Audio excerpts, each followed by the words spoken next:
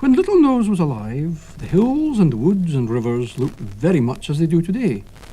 But the great ice cap still covered the northern lands and sent freezing winds and blizzards sweeping across the world during the dark winter days. It was then the Neanderthal folk, who were some of the first people ever to live on the earth, crouched in their caves around blazing fires and passed the time by telling each other stories. And some of the best stories were about the ice cap. "It is a terrible place," the storyteller would say. "Long before you even see it, the air gets colder and colder until it hurts to breathe." "And the ice cap itself?" the listeners would ask. "It is grim and fearful," he would say. "In some places the ice towers up as high as a mountain, a maze of cracks and holes where a whole herd of animals might disappear and be lost forever. Here is the home of the ice monsters. Few who have seen them have lived to tell of it. They say that they are taller than 10 men, with enormous jaws and long, scaly tails. They fight ferociously among themselves, and their roaring and growling can be heard for great distances. Their strength is so great that they hurl boulders of ice down onto the heads of anyone foolish enough to venture into their domain." The storyteller would shudder at the horror of the scene he had just described, and his audience would shudder too, enjoying every word. Sometimes there would be a small boy sitting right in front of the storyteller, taking in every word. His name was Littlenose, and he was fascinated by the stories of the ice monsters. He asked his father about them. "Stuff and nonsense," father retorted. "A lot of old wives' tales." Then Littlenose asked his Uncle Redhead, who was the cleverest person in the whole world.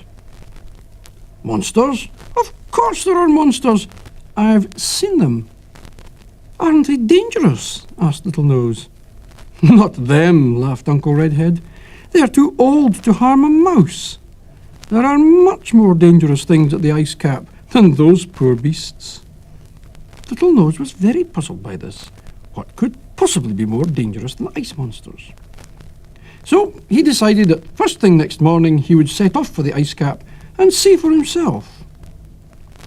But next morning Mother dragged him unwillingly to old Skinflint the tailor for a new pair of furs, and the day after that he had to go with Father to collect firewood. And then he forgot all about the ice cap.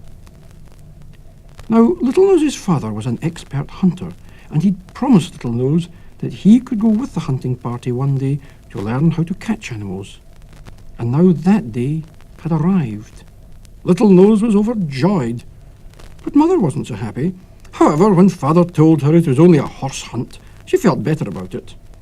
Hunting horses wasn't at all dangerous. It just meant plodding patiently along behind a herd and waiting for a horse to get left behind when it would be easy to catch. It was far from exciting, but it was fairly safe. Littlenose set off with his father and the other men early in the morning, and it wasn't long before he was sorry he'd ever been asked to come. It was all so dull.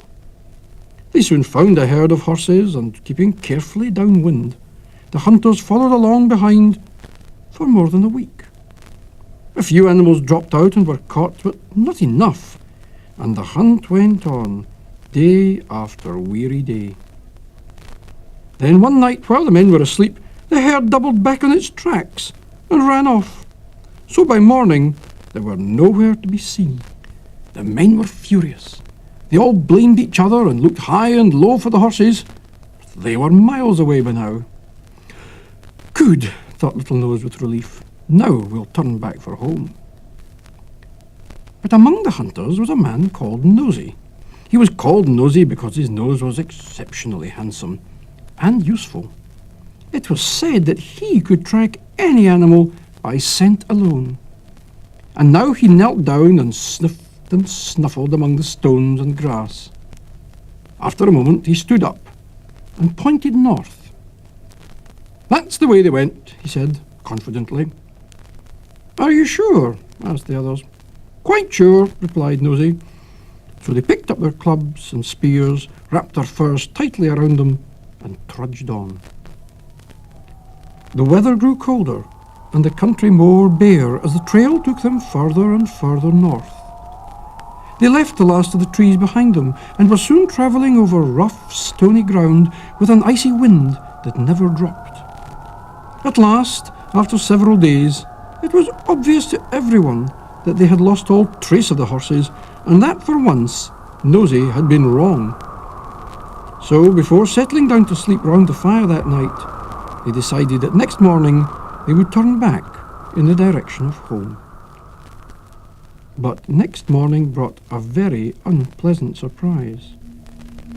There was a thick mist, and the hunters could barely see each other, let alone see where they were going.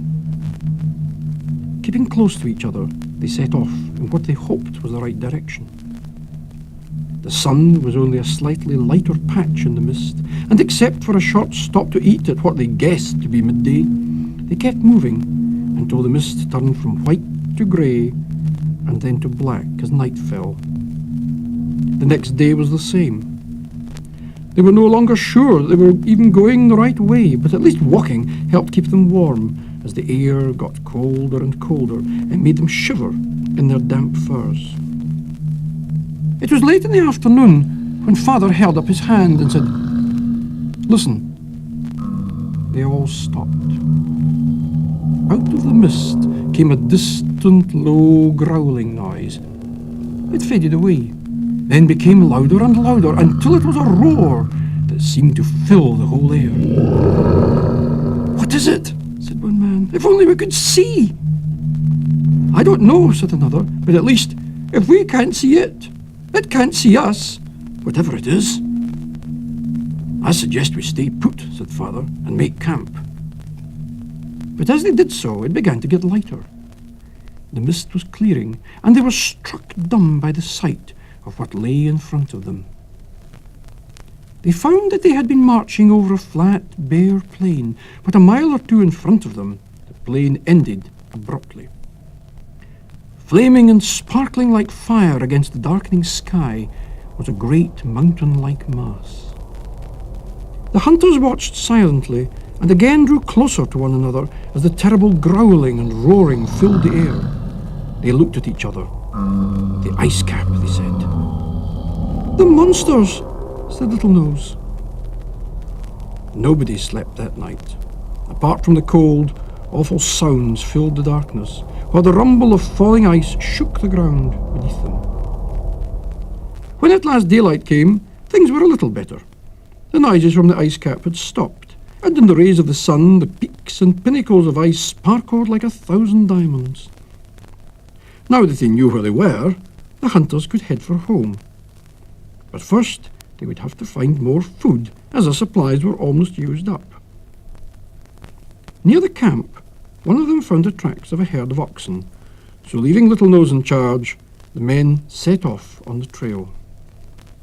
Littlenose felt quite grown up when they were out of sight. However, he very soon grew bored and looked around for something to do. He looked towards the ice cap. It was very quiet. There had been no sound from the ice for a long time. The monsters must be asleep. Surely going a little closer could do no harm. Warily, Littlenose walked towards the ice, stopping to listen every now and again and keeping a careful lookout. But the only sounds were the wind and the steady drip, drip of water where the ice was melting in the sun. There wasn't a sign of a monster. But as he got to the foot of the ice cap, he felt a sudden chill. The sun had disappeared behind a great black cloud. A few drops of rain pattered on the ice around him, and in a few minutes had become a downpour. Littlenose looked around for some shelter, then started running towards a wide opening in the face of the ice. As he reached it, there came a blinding flash of lightning, followed by a clap of thunder, which sounded like the end of the world. Littlenose's shelter in the ice was as black as night, but when the lightning flashed, it lit up the ice so that the cavern glowed like green and blue fire. A sudden gust of wind blew the rain in on him, so Littlenose scurried deeper into the cave. But when the next flash of lightning came, he stood petrified with horror. At the back of the cave and towering over him in the flickering light was the most terrible creature he had ever seen. Taller than 10 men, with enormous jaws and a long scaly tail, a fearsome animal was poised, ready to spring. Littlenose wanted to run, but his feet wouldn't move. He just stared wide-eyed. Then it was dark again, and the horror disappeared. Littlenose crouched down and waited. He made not a single sound, and neither did the monster. He could hear the sounds of the storm outside, but there was no sound at all at the back of the cave. There wasn't even the sound of breathing. It must have gone. Next moment came the brightest lightning flash of all, and the monster was not only still there, but its eyes seemed to dart fire at the small creature who had invaded its lair. Then the thunder began to die away in the distance as the storm passed, and daylight began to filter into the cave as the dark clouds rolled away. But as the light grew stronger, Littlenose strained his eyes and peered into the back of the cave, but he could see nothing. There was no monster, just a blank wall of ice. Where had it gone? He hadn't been dreaming. He had seen it, crouched ready to spring, as tall as 10 men.